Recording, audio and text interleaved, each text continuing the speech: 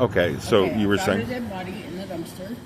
I went to touch it. at the Mary Pilgrim Inn. Next to the Mary Pilgrim Inn. So there's apartments behind it, and there's a dumpster that's like right next to the Enterprise car dealership. And I found a dead body there. Then there's like prostitution going on there. I saw this guy carry off this boy on his back.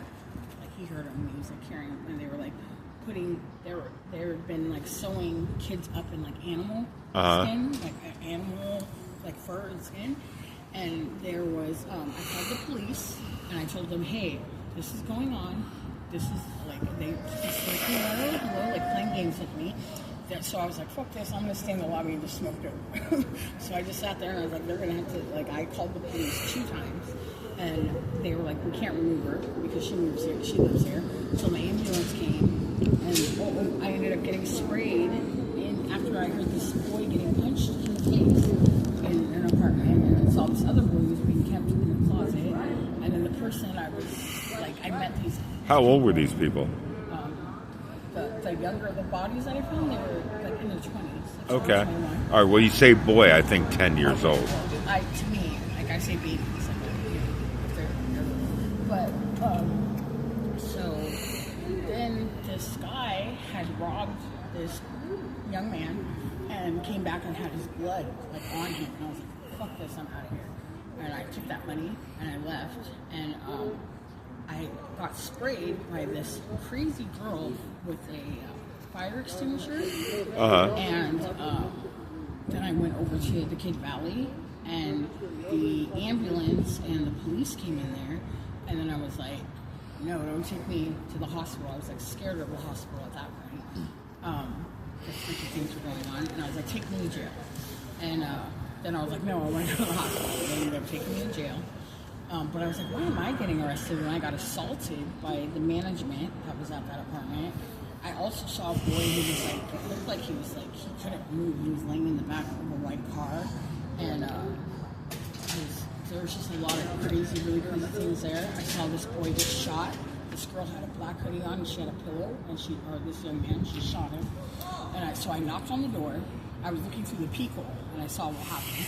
When a lady opened the door, I stepped inside because I was like, if anyone says anything or if there's cameras or anything, they'll see me stepping inside this apartment. They'll know which apartment to go to. Go check it out. That never happened. These 2 kids came out, and this is Kids? These 2 little kids, like little kids, walked up like, at Mary Pilgrim Inn. No, at the apartment behind Mary. Okay. Came out, and they were like, what happened, Jane? And they were wanting to keep cutting on the head. They were talking about getting it down the head. Then I saw 2 other like young kids. They looked about maybe 3 or 4. They were talking about how they saw this young man get hit in the head, over the top of the head. So all these things were going on. When I called the police, I was like rattling off everything that I could remember that had happened. I was like, these people are in danger, this is happening, this is what I saw. And the operator, or whoever it was that answered the phone, was like, oh, I was like, can the police come? She was like, no, they can't come right now. I was like, what? What the hell is going on? So then that freaked me out, and I was like, forget this, I'm just gonna keep smoking in the lobby. Then I saw, like outside, there had been like sightings of like a wolf that escaped, and I saw it coming around the corner, and it looked up like at me, and I was like, oh hell no. So I went away by the desk, and the lady just left the door open and walked away. And I was like, are you trying to get me attacked by this wolf? So I was like freaked out, completely freaked out. And I was like, I can't ever go to sleep here. Like when I don't feel safe, I'm like, I gotta stay awake so I can take in all the information. So if nobody says anything, I can be the one to see what's going on, and I can be able to tell exactly what it is that I saw and that I heard. It never worked out for me in that case. But the staff was like, there was one lady, she had a gun, and she was crazy. And I saw this boy get shot, 2 shootings. 3, actually. No, 2. One boy getting shot in the Mary Pilgrim Inn parking lot, like with like across in the parking lot, the like, group parking lot. It was never that bad when I was there. I saw never him bad. get shot. They put a gun to his head and shot it, and his whole head sprayed and brains all over the back of the window. And then I saw, I saw 2 shootings. And then the staff lady had a gun. I just saw a lot of really crazy things, and I was so shocked. I was like put into shock because when I was like calling the police, was when they're like, okay, if you talk to staff first, I guess it's like the rule, and if nothing happens, then you can call the police. But they just took me.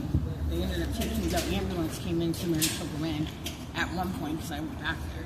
And they just strapped me down on the bed. They're like, okay, just sit on the bed and tell us what happened. I was like, no, you're not going to trick me. I'm not going to the hospital. I know exactly what's going on. I'm not crazy.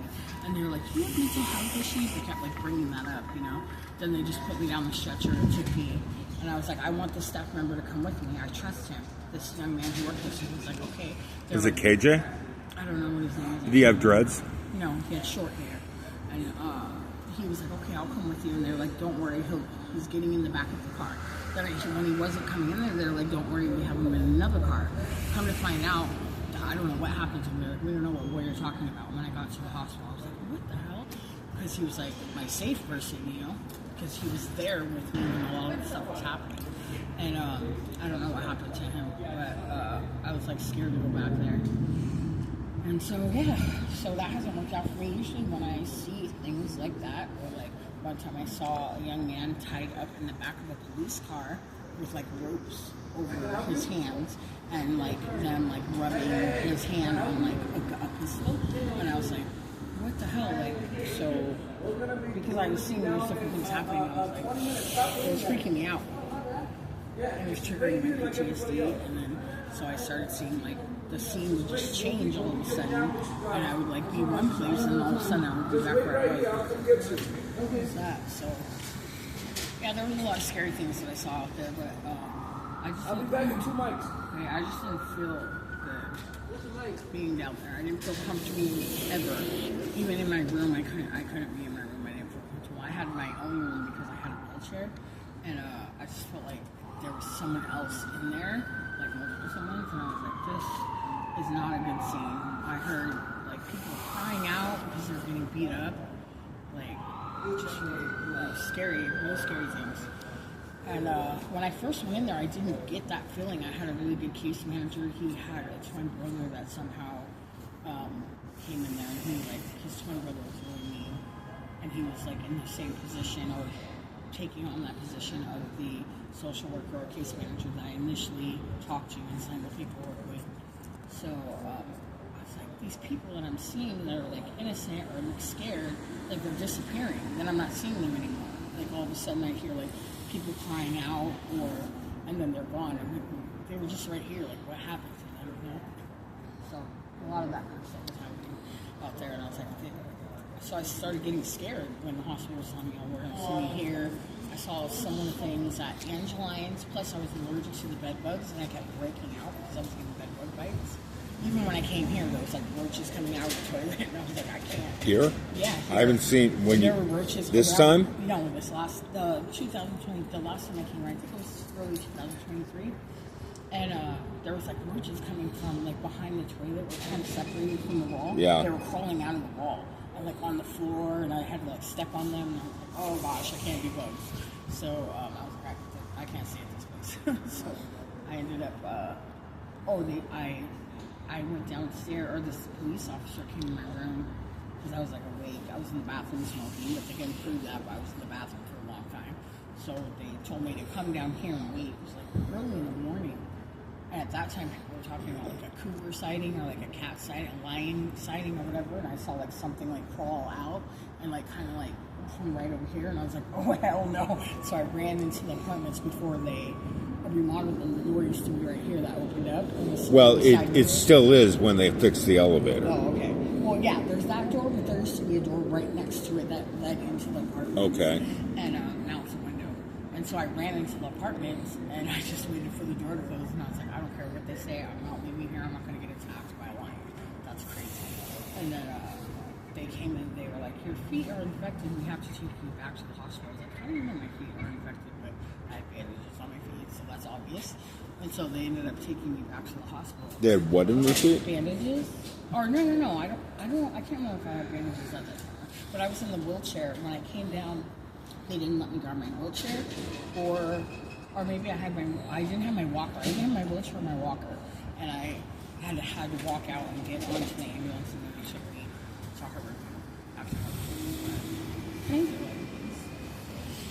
So yeah, those were the scary things I was dealing with. But every time I would call the police, they would act like they couldn't hear me. Or it always was a female. Every time a female answers, excuse me, or almost every time,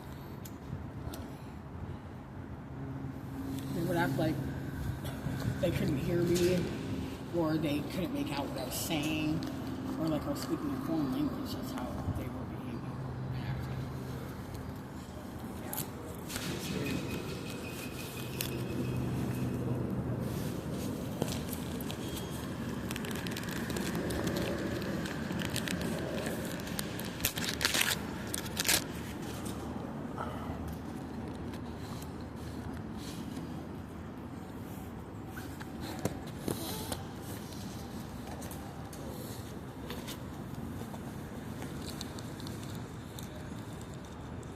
So when you came here last time, I thought you were living upstairs. No. You had apple juice and stuff like that. Oh yeah, I've been released from the hospital, and I was supposed to go to this place called Sophia Way, which is a women's shelter in Bellevue. Which we chose something there too. So I was like, I'm not going to that place. I just walked out the door. I just rolled out the door, and that's when I saw you guys and started talking to you guys out here. I remember that you said you should try to get into this place this last time when I was in the hospital. So I had said, hey, do you think I could get into the respite?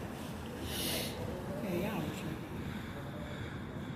But the nurse just told me I'm only qualified to stay for 2 weeks here.